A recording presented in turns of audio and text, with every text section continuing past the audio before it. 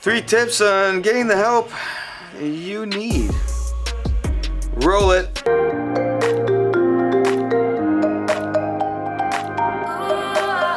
Alright guys, quick video today on just 3 tips on getting the help you need. This spurs off of my last few videos with fear and how fear controls us and really shapes how we are getting the help we currently need. Now, if you've seen the other videos, you heard me say some of these 3 tips. I'm just expanding on them because I really want to focus on a few things. Firstly, let's look at really analyzing what is it that you need help with. Now, when we're looking at anything that we need help with, it really comes down to 2 things. One is something that's tangible and one that's non-tangible. The tangible things are pretty much easy. You're probably gonna have to pay for the help, or you're gonna get somebody who actively loves to participate in that function to collaborate with them and get that help you need. This would be something like you need a website, but you don't have money for a website, but you need the website to start a business, so you're gonna work with somebody and collaborate with them. Notice how I don't say bartering. I hate that word. I hate bartering. I don't like that idea of bartering because I always feel somebody gets burnt at the end. However, collaborating and putting all the skill sets together and really moving the relationship in the right direction is the best feeling in the world because both people are growing, both people are learning, and a relationship spurs that can last a lifetime. Now you can also pay for that and get that website done and off you go, and then get some help with the marketing behind it, which somebody can also come to the non-tangible side and say, well, you can also pay for that help on the non-tangibles, that advice, that part of our personal stuff that we need. And that's very true, and I always encourage it. I always say, go find somebody that can help you. Pay them if you have to get that time you need. Any kind of counselor, any kind of coach, any kind of trainer, anything that we need, we should pay for that if we feel we need that. I have my own coaches that I've worked with in the past, and I think they did a great job to be there when I needed them in certain things, so really put me in my mindset in the right direction. Now, when we're looking though on the personal side, on that mindset side, something that we need help with that is part of our own knowledge or our own personal self-worth that's going to be affected, and really we have to be humble on it and really drive the point that we need help, especially when it comes to something like a mental block that we're having, or if we have some kind of mental illness that we're suffering each and every day with. The idea here is we need to first find somebody we can trust that we're gonna talk to. And the goal here, as in all the other videos I've been talking about, is to understand that the person you're gonna go talk to, not only do they follow the rules we've talked about, but also the confidence has to be there that they will be able to help you. It's understanding that the confidence that we're building up on this first tip is that when we meet this person, we start talking to this person, we put a value system in order to test whether we can trust this person long term. There's no reason why we should be vetting somebody at the 5th or 6th or 7th time that we're meeting them. When we meet somebody, we got to vet them quickly. We have to look at them from a perspective of, can they really help?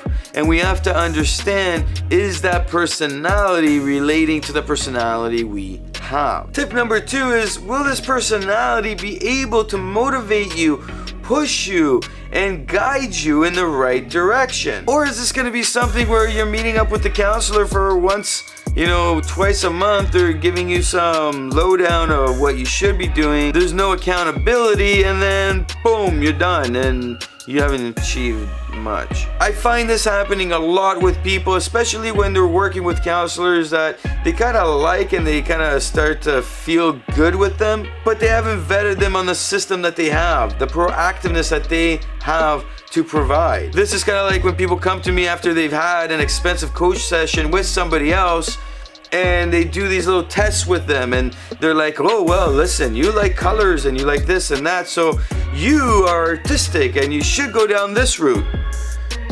And it's a totally wrong route, because they didn't take the time to really talk with the person. They just did the test, but talking with the person and spending a full hour with them, maybe another session or two to really understand who the person is and really give them the right advice, that guidance they need, was what that person really needed, and not just a test. This is one of the fundamentals with me in coaching. I need to get to know the person to really understand where they're coming from before I can give them all the options. A test doesn't do it for me. The test is not on itself the only thing, because the reality is that people lie. And by that I mean they don't just lie to other people, they lie to themselves, not recognizing 100% what they really need, especially when they're in an emotional state where they're not thinking clearly. Do you know how I know this? Because it's been years where this has been happening. A, and B, I'm doing two, but B, anybody emotional, including me, is not thinking straight. And when are there people coming to get help?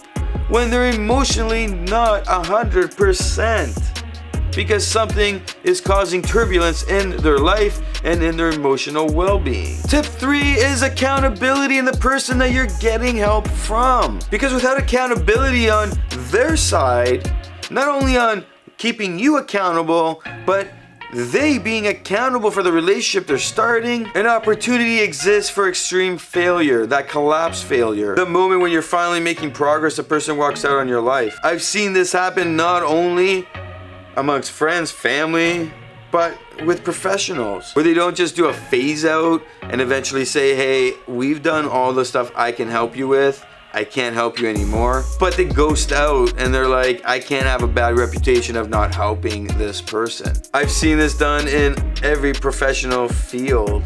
It's not that people are just firing these professionals, it's that they're professionals or they don't want a bad rep because they can't help somebody.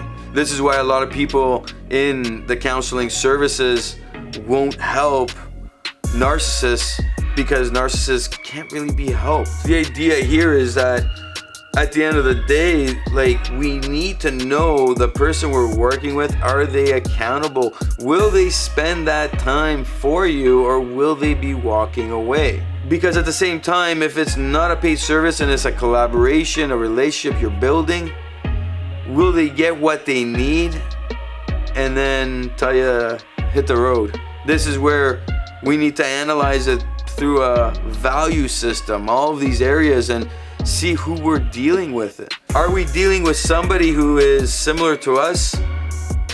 Are we dealing with somebody who's passionate, has passion in what they do, loves life, and loves helping, loves assisting, loves being involved in great relationships? Or are they the type that are gonna get what they need and jump boat? Take some time, think about all this, and really ask yourself, in the past, when have you faced certain areas of these 3 tips I'm giving, and what was the end result? Maybe leave a comment so that somebody can learn something from it down the road when they're reading it.